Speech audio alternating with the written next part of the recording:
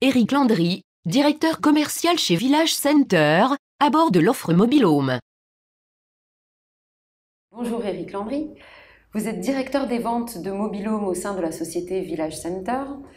Alors, vous avez rencontré Jacques Daboudet, notre PDG, et Laurent Rennes, notre directeur communication marketing, en novembre, pour évoquer les possibilités d'un partenariat entre Capifrance et Village Center. Donc, en premier lieu, déjà, qui est Village Center et plus particulièrement, que représente l'activité Mobil-Home au sein de votre groupe? Bonjour, en effet, nous sommes rencontrés début novembre. Donc, Village Center, c'est un groupe intégré de loisirs. Donc, nous sommes parmi les premiers acteurs européens sur l'hôtellerie de plein air. Donc, nous avons une partie, disons, d'hébergement loisirs. Et parallèlement à ça, donc, à peu près sur une quarantaine de sites qui nous appartiennent, donc, nous faisons aussi la commercialisation de Mobil-Home. Donc, nous vendons du Mobil-Home, c'est un peu une sorte d'accès à la résidence secondaire. Donc, le client est propriétaire de son Mobil-Home et il paye un loyer, donc, pour pouvoir, je dirais, avoir la jouissance de son Mobil-Home sur nos sites de vacances. Donc, voilà.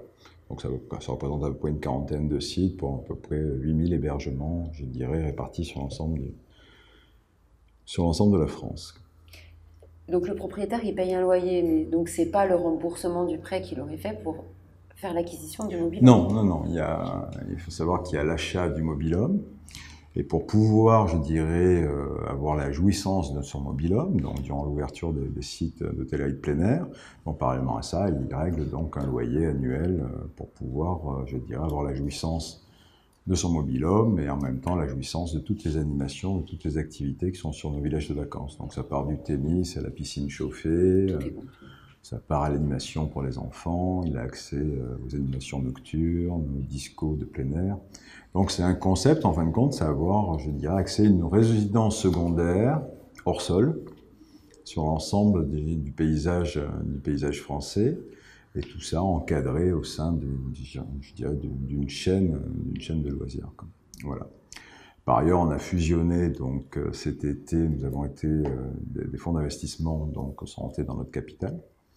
Donc les fonds 21 Partners, et donc je dirais qu'à nos campings, à nos propres sites, sont venus s'ajouter aussi d'autres sites qui appartiennent à la société Vacances Directes.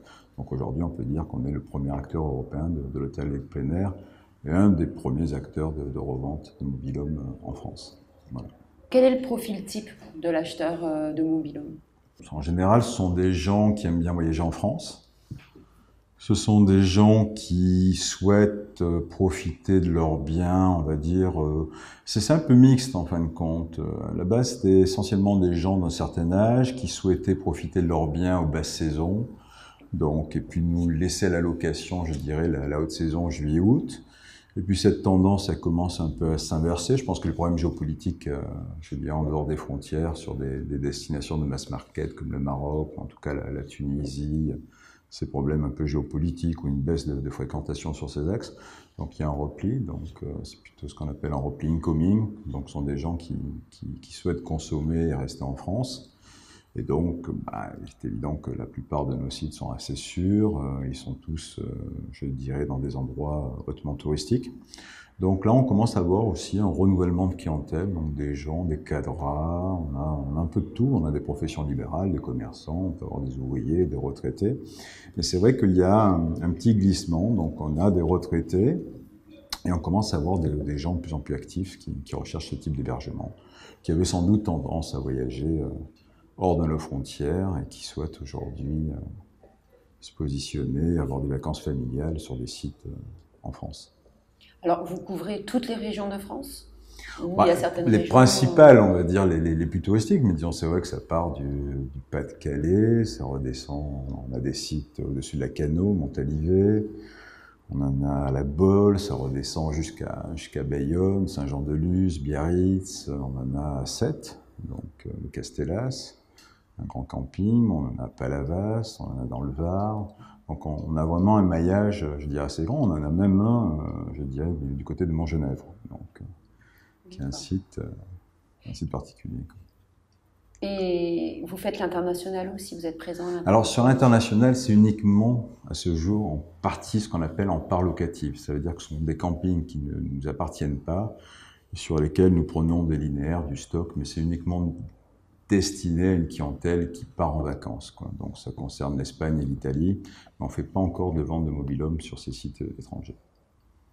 Donc là, la revente de mobil-home, que ce soit neuf ou d'occasion, se fait essentiellement sur nos sites en France, dont nous sommes propriétaires. Alors on l'a vu, hein, depuis novembre, vous êtes en pourparlers avec notre direction pour la création et l'ouverture d'un partenariat. Donc comment ça va pouvoir se matérialiser, ce partenariat avec nos collaborateurs? En fin de compte, c'est un bien, donc il y a un peu tous les prix, mais disons ce sont un hébergement en mobil-home. Si c'est un mobil-home d'occasion, il y a des prix qui commencent aux alentours de 12 000 €. Et puis ce sont des chalets de luxe en bois, donc là ça peut monter jusqu'à plus de 100 000 €. Donc c'est vrai qu'on se rend compte que de plus en plus, je dirais, nos clients consultent les sites internet, vont sur des sites particuliers, donc mixent leurs produits, font appel aux comparatifs. Et donc c'est vrai que Capi, de par je dirais son aspect agence, je dirais, électronique, avait cette grande surface de représentation liée derrière à une force commerciale d'agents commerciaux répartis sur l'ensemble de la France. Donc c'est ce qui me paraissait, je dirais, le plus intéressant, sachant que à l'origine, Village Center faisait partie du groupe Promeo, donc groupe de promotion immobilière, qui avait déjà l'habitude, pour commercialiser ses programmes, de travailler avec des réseaux, et notamment avec le réseau Capi. Donc Capi est une relation déjà connue au sein du groupe. Voilà. Donc nous, nos collaborateurs, ils vont être amenés à soit promouvoir la location d'un mobil-home ou l'achat. Non, vos commercialisateurs ne seront, disons, amenés qu'à faire de la vente de mobil-home.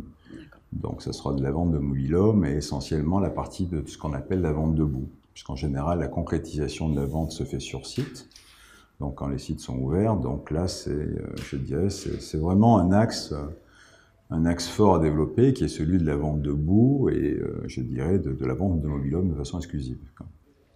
Alors, là, comme vous dites, en fait, les ventes de mobil-home peuvent commencer à partir de 12 000 €. Donc, est-ce qu'il n'y a pas là un acte commercial à faire des ventes groupées? Si par exemple, votre collègue tout à l'heure, Denis, nous disait que maintenant, pour faire de l'investissement, les gens qui ont une capacité de financement, par exemple, de 200 000 € vont se garder un peu une poire pour la soif et se dire non, bah allez, je mets que 170 000 €. Est-ce que les 30 000 € restants, on pourrait faire une vente groupée en disant, à ce moment-là, l'opportunité aussi pour vous d'investir dans une résidence secondaire, de faire un couplet en fait? Non, mais est-ce qu'il y a justement une formation qui est prévue au niveau commercial pour essayer de faire ce type de vente doublée ou... Disons, on a un peu tous les profils, je dirais ça varie en fonction des réglementations fiscales. Donc je dirais qu'à ce jour, c'est vrai qu'il nous arrivait d'avoir donc des personnes qui revendaient un bien, hein, donc un bien immobilier. En général, le cursus était un peu différent, donc on a quand même surtout affaire à des gens qui revendent des biens immobiliers, des personnes âgées, qui souhaitent se rapprocher d'une ville, prendre un habitat un peu plus petit, donc donner des parts à leurs enfants. En général, en fin de compte, se faire plaisir en se disant, bon, on a un habitat plus petit en ville, donc autant acheter un mobil-home avec le reliquat qui nous reste. Donc on va dire que c'est vraiment, je dirais, la plus grosse part aujourd'hui, actuellement. On a quelques personnes qui peuvent bien évidemment acheter un, voire plusieurs mobil-homes, essayer de les mettre en locatif ensuite sur des sites et essayer d'en tirer un rendement. Ça nous est arrivé, est-ce que ça va tendre à se développer? Tout ça, ça dépend disons, des réglementations, sachant que bon, il n'y a pas quand même un large impact, je dirais, de rendement financier à mettre un mobil-home sur des sites, quoi. Donc ça, c'est je dirais le deuxième point.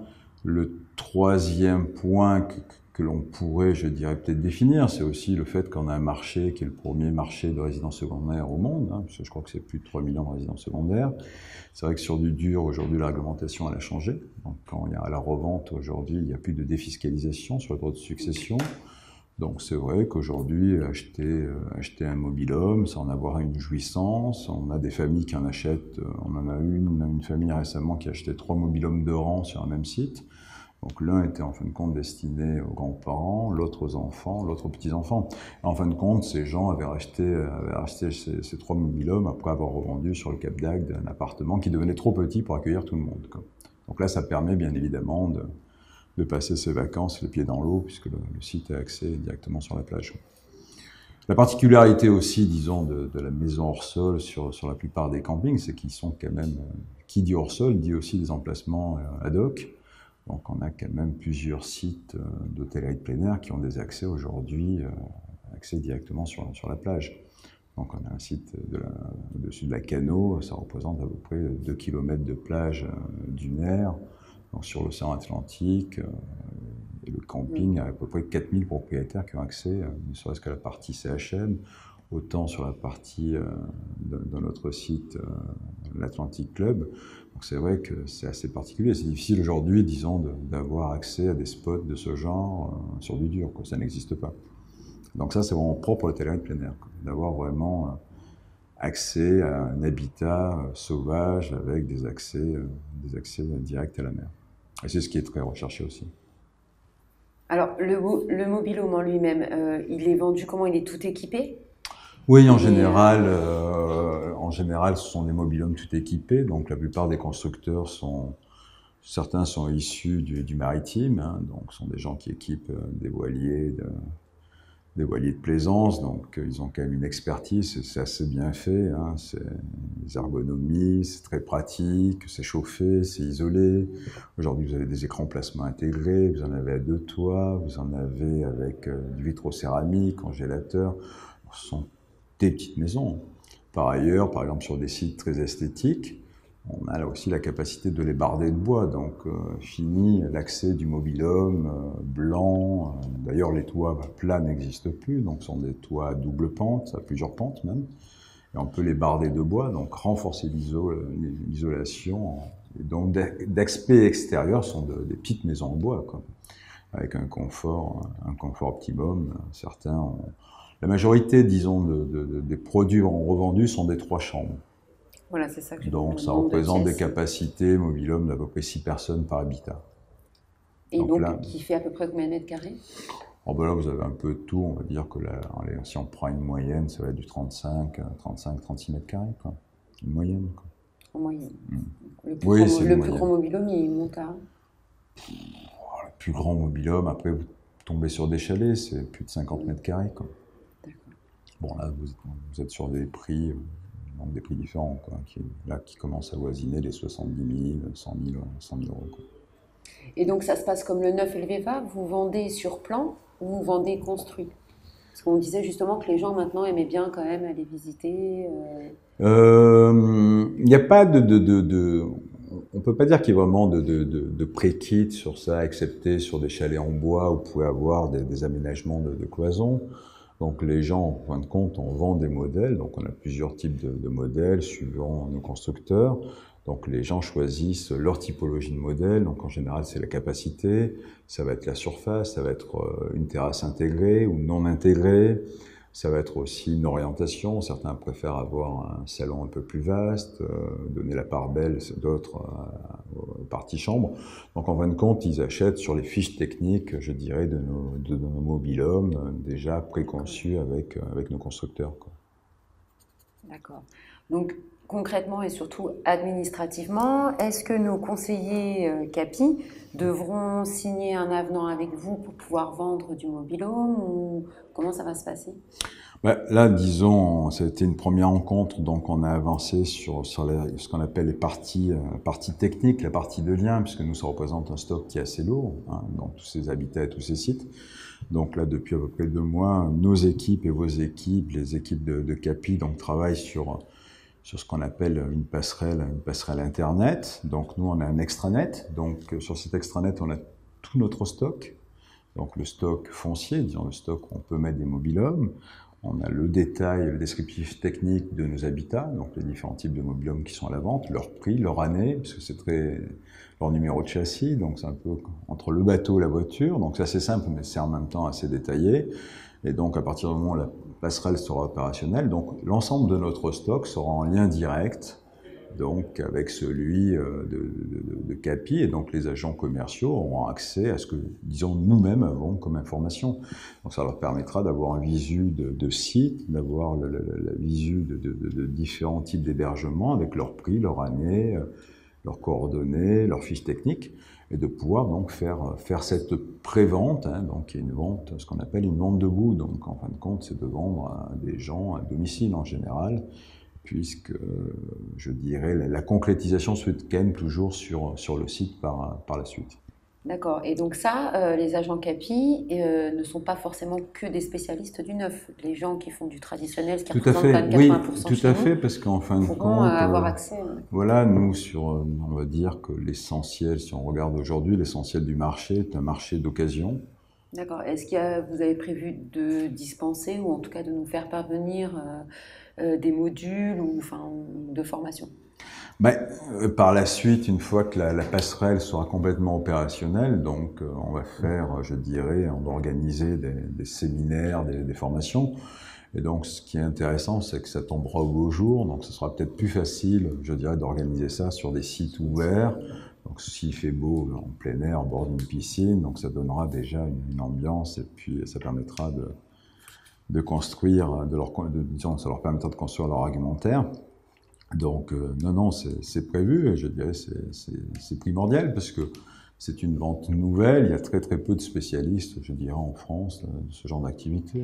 Alors, une dernière question qui va intéresser tous nos collaborateurs, c'est, selon vous, quelles seraient les 3 bonnes raisons, en fait, de faire et de vendre du mobil-home, pour qu'ils aient envie de vendre du mobil-home? Je pense que, disons, pour un agent co qui est sur sa région, donc c'est très fédérateur en fin de compte.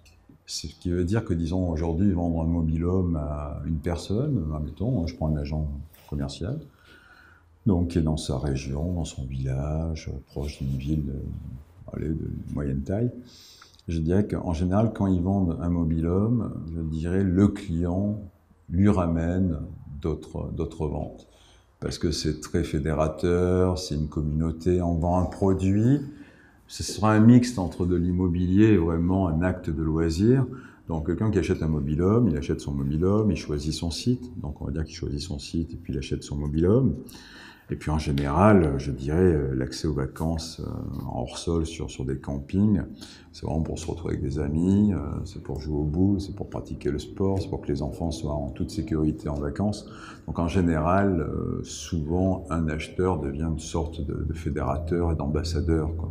Donc forcément, je dirais que l'avantage pour l'agent co, c'est en fin de compte d'avoir des ventes récurrentes sur ce type de produit, et souvent avec le même client, quoi, par exemple. Donc ça, je pense que c'est sympa, hein. Je pense que c'est intéressant aujourd'hui pour un agent co de se dire que ce sont des ventes qui peuvent en amener d'autres, de par le fait d'un seul client au début. Bon, plus il y a de clients, plus il y a il y a de retours. Ça, c'est le premier point.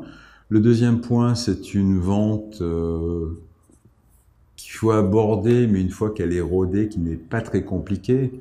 Parce qu'en fin de compte, il y a, je dirais, on rentre sur des fourchettes de prix qui sont assez vastes et larges, donc ce qui veut dire qu'on peut aussi bien vendre aujourd'hui un bien à plus de 100 000 € sur des chalets en bois, comme on peut, je dirais, faire plusieurs ventes, on va dire, entre guillemets, peut-être plus faciles, sur des biens aux alentours de 30 000 €. Donc, je dirais, c'est un panel qui va aussi peut-être un peu avec le pouvoir d'achat de pas mal français, voilà. Donc ça, ce serait le deuxième point.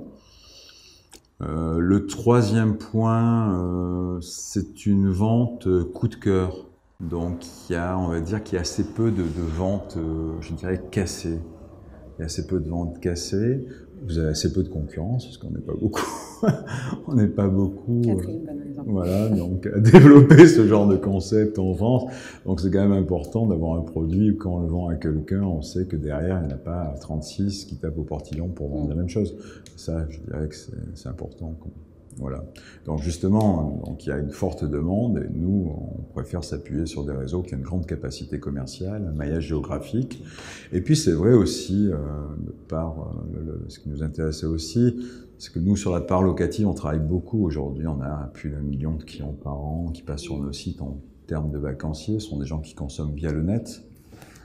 Donc, et forcément, ces gens qui voyagent chez nous via le net se renseignent aussi sur l'achat d'un mobil-home via le net. Et donc, c'est pour ça que Capi nous paraissait le réseau le plus approprié sur cette partie-là. Voilà. Je vous remercie beaucoup, Eric, Merci à vous. pour toutes ces précisions.